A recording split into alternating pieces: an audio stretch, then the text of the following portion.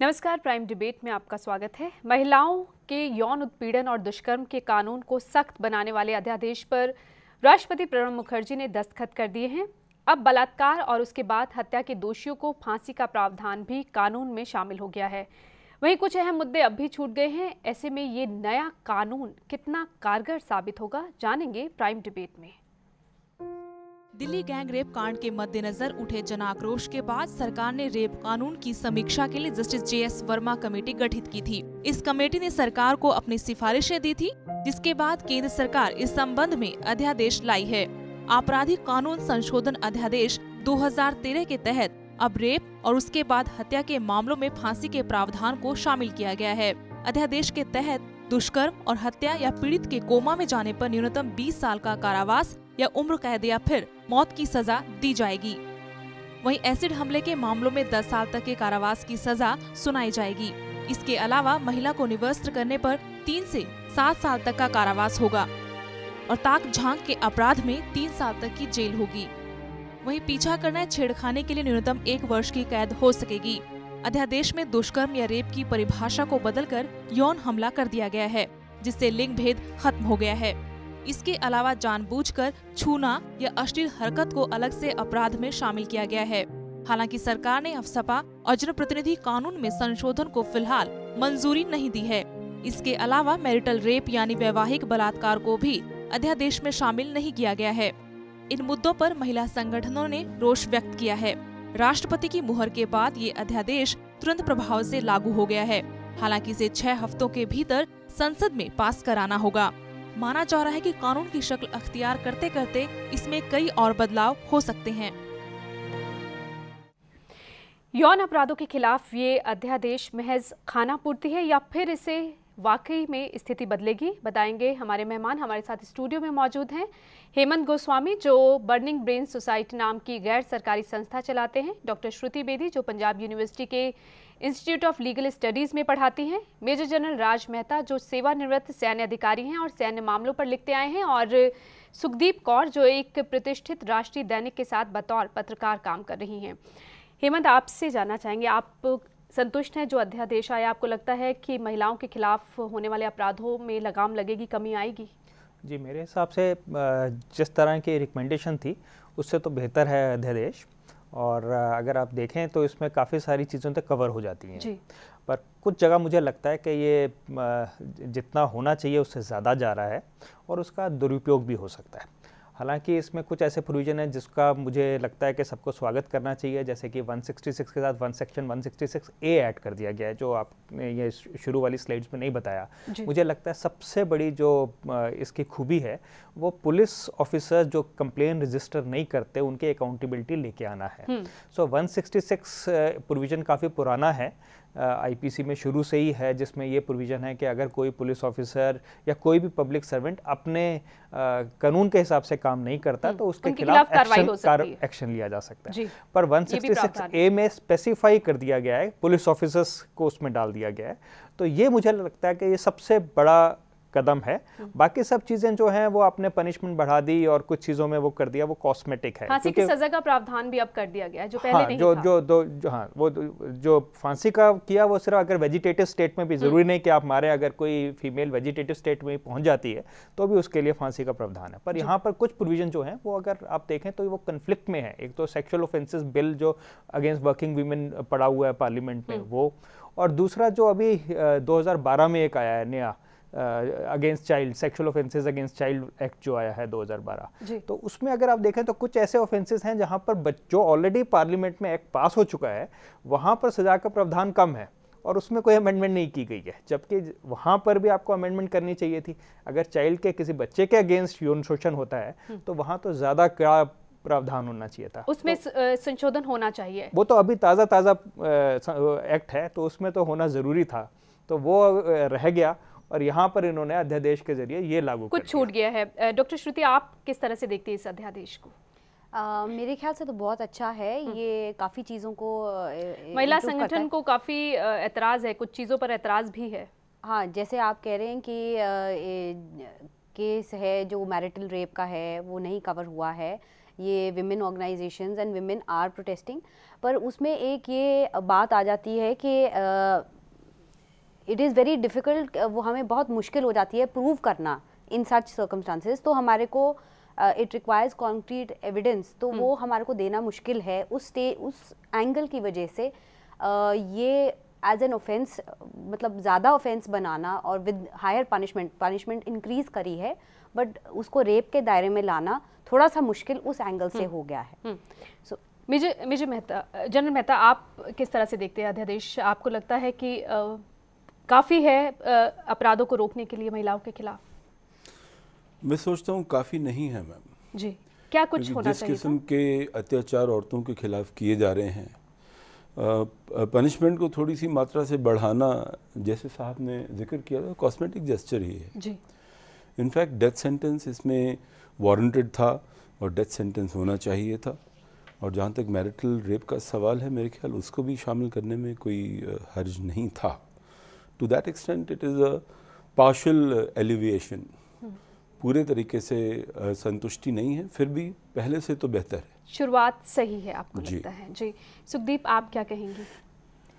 मेरे ख्याल से कुछ इश्यूज़ पे, जिस पे आज चिदम्बरम साहब ने भी प्रेस कॉन्फ्रेंस में स्पष्ट किया इस बात को कि जैसे मैरिटल रेप है या फिर जो आर्म फोर्सेस का कानून है, कई चीज़ों पे नी जर्क रिएक्शन नहीं हो सकता है। उन पे थोड़ी और गंभीरता से उस पर सोचा जाना चाहिए। कुछ और इन डेप्थ एनालिसिस के बाद अगर कल को हो सकता है इसी ऑर्डिनेंस को जब लॉ बनाया जाए, जब एक्ट बनाया जाए, कुछ और इन डेप्थ के साथ एनालिसिस के साथ हो सकता है कि कुछ प्रोविजंस लाई जाएं।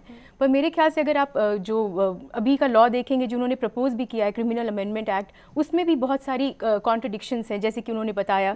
तो I think this is one thing जिसको एड्रेस करना बहुत ज़रूरी है, the contradictions in the different ordinances and acts which have been passed last 3 साल में ही, अगर जो प्रपोज हैं या पास हैं, उनमें there is a lot of contradiction. Broadly आपको लगता है ये सही है जितना भी आया है अभी के लिए?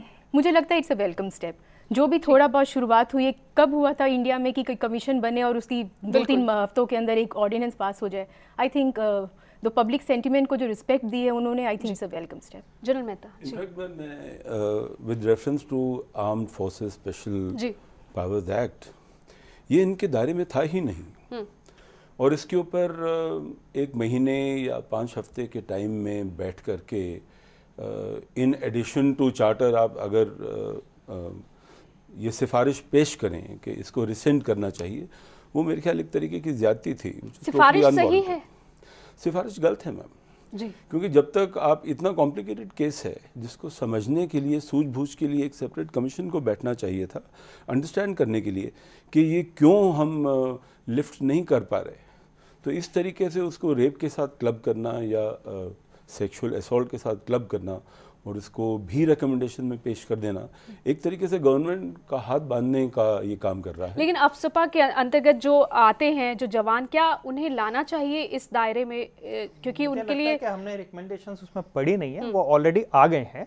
इस पर इसमें नहीं, उन्होंने ये कहा है कि सामान्य अदालतों में क्या उनके खिलाफ मुकदमे चलाए जा सके जो नहीं है? नहीं, उनके खिलाफ मुकदमे सामान्य अदालत में नहीं चल सकते। जनरल मेहता, आप बेहतर बता सकते हैं। मैम ऐसा है उनकी ये मांग थी कि सामान्य अदालत में मुकदमे चले। इशू ये है कि अगर कोई आर्मी ऑफिसर जो वहाँ डिप्लॉयड है, अगर वो कोई सेक्सुअल असॉल्ट करता है, तो क्या उसके खिलाफ कार्रवाई उसी कानून के तहत, उसी प्रोसीजर के तहत होगी कि नहीं होगी? जो यहाँ पर इस ऑर्डिनेंस में बड़ा क्लियर है, जहाँ पर वो आप एब्यूज ऑफ पावर और जहाँ पुलिस ऑफिसर्स के साथ आपने आर्मी ऑफिसर, सेंटर और स्टेट दोनों को आपने उसमें रखा है, और उसमें आप स्पेसिफाई करते हैं कि अगर कोई सेंटर का डिप्लॉयड आर्मी ऑफिसर है तो वो भी उसके दायरे में कवर्ड है।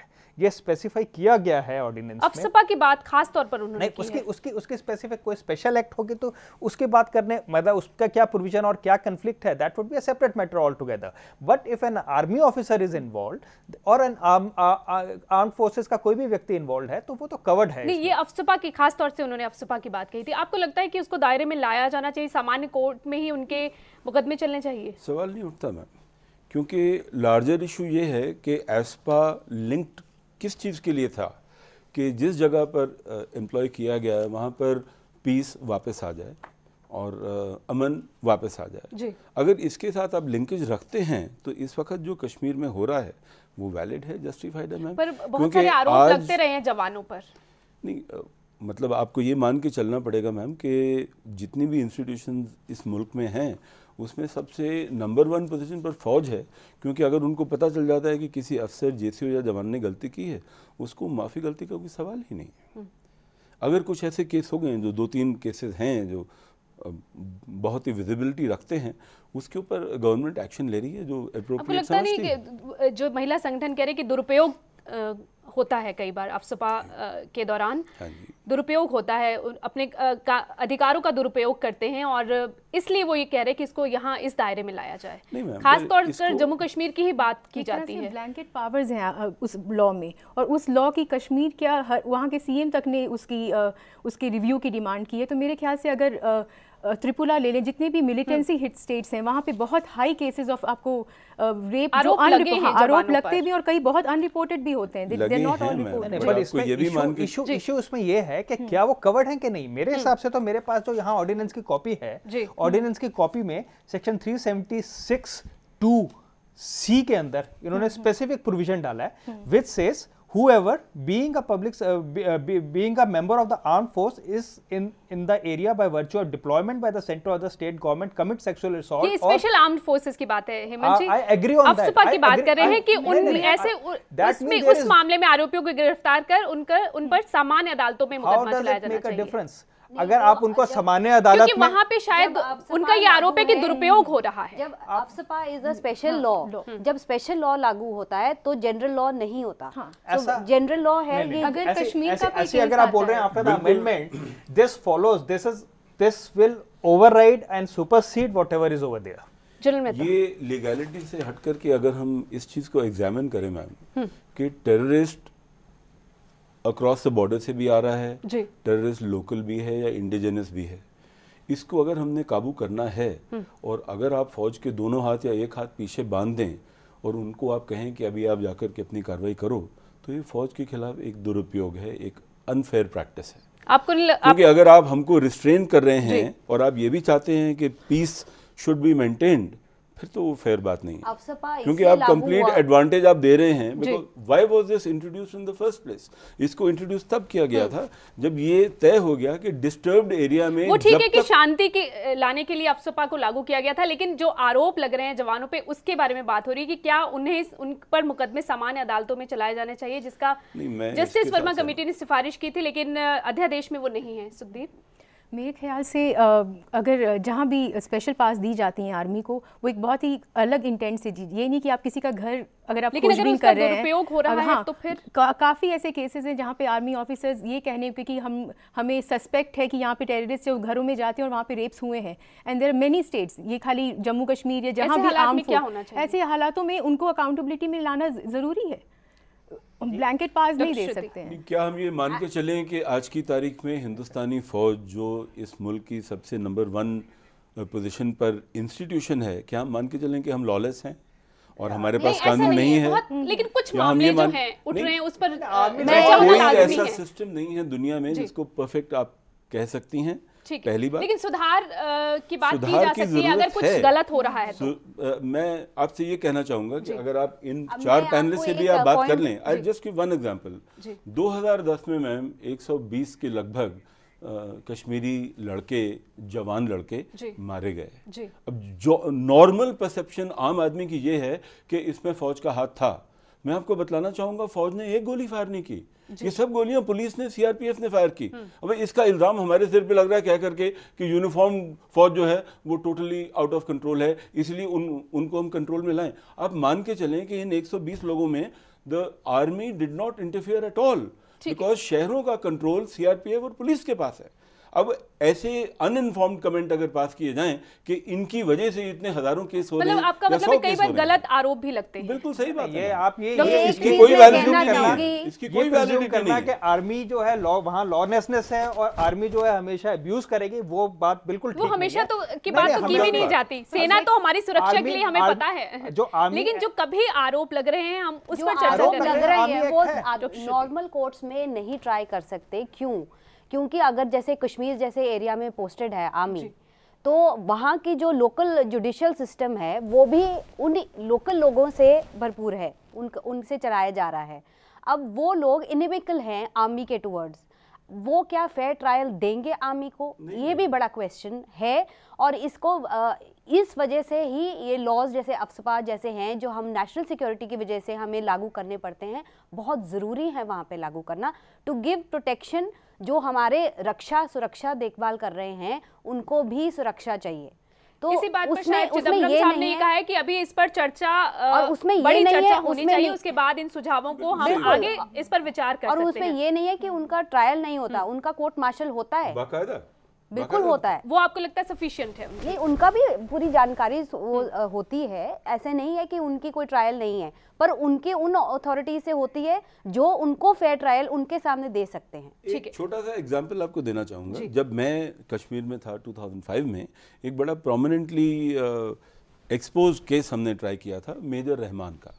मेजर रहमान एक कश्मीरी गांव में गए थे और उनके ऊपर चार्ज ये था कि इन्होंने जाकर के सेक्सुअल असॉल्ट की कोशिश की मदर पर, डॉटर पर। उनका with in about 2 months case was conducted, he was dismissed from service. यानी कि सेना में इतने प्रावधान हैं कि वो इन मामलों से निपट सकती है। मैम, हमारे पास लेडी ऑफिसर्स हैं, हमारे पास जवान हैं, उनकी फैमिलीज हैं, बच्चे हैं, सब कुछ है। हम अगर एक प्रिंसिपल फौज की तरीके से काम नहीं करेंगे तो हम नाकाम हैं अपने मिशन में। ये हम क्यों होने देंगे? हेमंत, अफस्पा पर तो हम चर्चा कर चुके हैं। एक सुझाव जस्टिस वर्मा कमेटी ने दिया था कि अगर रेप के किसी मामले को अदालत अपने संज्ञान में ले लेती है तो आरोपी को चुनाव लड़ने पर रोक लग जानी चाहिए, लेकिन इसे अध्यादेश में शामिल नहीं किया। देखिए, जस्टिस वर्मा ने बहुत सारी जो रिकमेंडेशन नहीं की थी वो इस अध्यादेश में है, वो है, और बहुत सारी जो की थी, बात कर चुके हैं, जो नहीं है जो बहुत सारी की थी वो करने लायक नहीं थी। मैं ये मानूंगा ये वाली करने लायक है या नहीं थी? जो इलेक्शन रिफॉर्म, इलेक्टोरल रिफॉर्म है, वो जस्टिस वर्मा के मैंडेट से बाहर था, और मुझे नहीं लगता कि उनको इन सब चीजों पे चर्चा करनी चाहिए थी। वो कहते हैं कि सेक्सुअल ऑफेंस के लिए 80,000 उनके पास सजेशन आई थी। 80,000 का अगर आप हिसाब लगाएं, वो 1 मिनट एक सजेशन को लगाएं और लगातार 8 घंटे देख रहे हो तो उनको 6 महीने चाहिए सिर्फ उनको देखने भर के लिए। और ऐसे में आप इलेक्टोरल रिफॉर्म की बात कर रहे हैं जिसके साथ पूरा देश कनेक्टेड है, वहां पर आप रिकमेंडेशन, वाइल्ड रिकमेंडेशन कर रहे हैं। मैं उसको बिल्कुल भी, मैं उससे सहमत नहीं हूं। और ये उनके मैंडेट पर बहुत सारे नेताओं पर आरोप लगे हैं, उसके बाद वो चुनाव भी लड़ते हैं। बेशक आपको नहीं लगता एक अच्छी सिफारिश थी जिसे शामिल किया जा सकता था ताकि दागी जो है वो राजनीति में ना पहुंच सके? इसे लीगल पार्लेंस में या अंग्रेजी में इसे कहते हैं स्लिपरी स्लोप। आप एक बार एक्साइट होके आप बोले हाँ हाँ बहुत अच्छा है, इसको मान लें, आप एक स्लिपरी स्लोप क्रिएट कर देंगे। इसीलिए तो हम आज चर्चा कर रहे हैं कि क्या नुकसान और क्या नफा है, स्लिप हो जाएंगे। तो इसलिए जो उनके दायरे से बाहर था, जब उनको नोटिफिकेशन हुई है उनके अपॉइंटमेंट की, अगर आप देखें वो एक पैरा की है और उसमें स्पेशल उनके टर्म ऑफ रेफरेंसेस डिफाइंड है। आप अपने टर्म ऑफ रेफरेंस से बाहर डिवेट करेंगे तो देश में बहुत सारी समस्याएं हैं, फिर आप सब पे रिकमेंड करना शुरू कर दें। हम इस पर चर्चा कर ले। श्रुति, डॉक्टर श्रुति, आपको क्या लगता है ये होना चाहिए था? ये जो हमारा क्रिमिनल जूरिस्प्रूडेंस का फंडामेंटल प्रिंसिपल है कि हम मानते हैं कि जो अक्यूज्ड है वो इनोसेंट है till he is prove to be guilty. वो हम मान के चलते हैं कि उसने अपराध नहीं करा है। अगर हम एलिगेशन किसी पे लगा रहे हैं कि आपने ये रेप करा है और उसकी वजह से उसे पहले ही सजा दे रहे हैं, उसके प्रूव होने से पहले सजा ये है कि he can not contest election, तो फिर हम क्या कर रहे हैं? वी आर गोइंग निर्दोष भी साबित हो जाए। बिल्कुल, जब तक वो साबित नहीं होता कि उसने ये अपराध करा है तब तक उसको पनिश नहीं कर सकते हैं।